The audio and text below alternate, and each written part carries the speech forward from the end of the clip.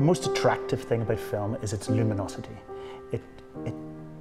It's a medium which flickers with life, you know, and therefore I feel strongly that film is poetry, not prose, and it's the poetry of light. I think that's what's so moving and beautiful about it. The way I learned to love movies was that there was space on the screen, but there was also space between the lines, so to speak, between the images.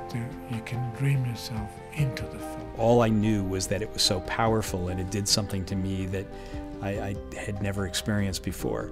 And it was what made me fall in love with the experience of going to the movies. Within just minutes of the lights going dark and the images on the screen, you're not thinking, oh, I'm watching a movie. Oh, look at those actors, or, well, that's a nice piece of scenery they put there. You know, you are there with it.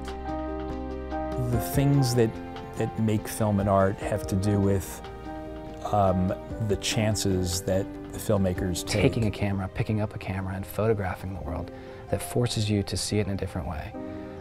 There's something about picking up a video camera or a film camera and interviewing people and asking them questions about their lives that broadens our knowledge of the world. But the real reason that it matters is not what it does to society. The real reason it matters is quite simple.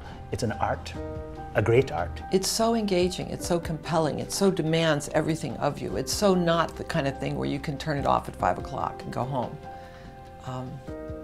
You dream about, when you start dreaming your films, that's when you know you're really engaged. That's when you know you're really making the film. And then it was just a matter of more a form of life, and living and filmmaking became almost synonymous. The actual act of storytelling using the grammar that's available to you that isn't available in any other art, which has to do with focus, cutting, rhythm, the layering of the soundtrack. Kinetic, how to make it cinematic, how to use the tools of cinema to tell your story better and make it more effective. All of those things are at the filmmaker's disposal, and I think they have to tap into those things. I think it's the stories. You know, I think it's that ancient, why do we sit around the fire? We are at our core storytelling creatures. That is how we communicate. The story that we want to tell requires that people go into a dark room in a kind of communion with each other and watch what's on screen. But once you're in there, you start to notice what happens to you when you look up at the big screen. You feel this phrase, Joseph Campbell has a lovely phrase, the rapture of self-loss.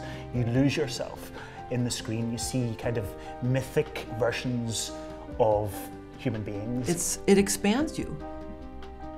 You know, it lets you see, you know, other parts of the world, other people's realities, other people's psychology, other people's pain, other people's joy. It's kind of a spiritual experience. I mean, the lights go down and you're with other people. You're all having this communal experience, to my mind. We used to talk about it as being about the big screen, and while I do think that the bigger the screen, the more powerful it is, potentially, I think it's about the people in the room. And it's a completely different experience seeing a movie in a packed auditorium where you're bouncing off of other people in terms of their laughter, their emotion. Some thought, to get you to laugh, to have you cry, to get you angry, to have you leave the theater enlightened and illuminated. Movies can do all those things, and you don't really even know they're happening to you. Because if you were actually watching the process of it happening, it wouldn't happen. But it's because you've given yourself over to the movies. You've given yourself over to this moment, and you ride with it, and you leave the theater with it. Once you're back in reality, what you've just seen in the unreality doesn't leave you. Not if it's a great movie. It's just the most beautiful, amazing part of being a filmmaker, you know, sharing your work with people.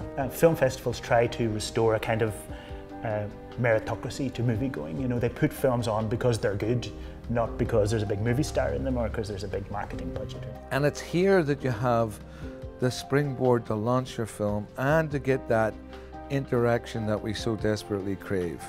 And the great thing about Traverse City and those other film festivals, the small ones that I mentioned, is these are ardent cinema goers who go along and appreciate the film or critique it in a way that's so valuable to you. To me, Traverse City is more cutting edge than a lot of the regional festivals that I've gone to. It has more daring work,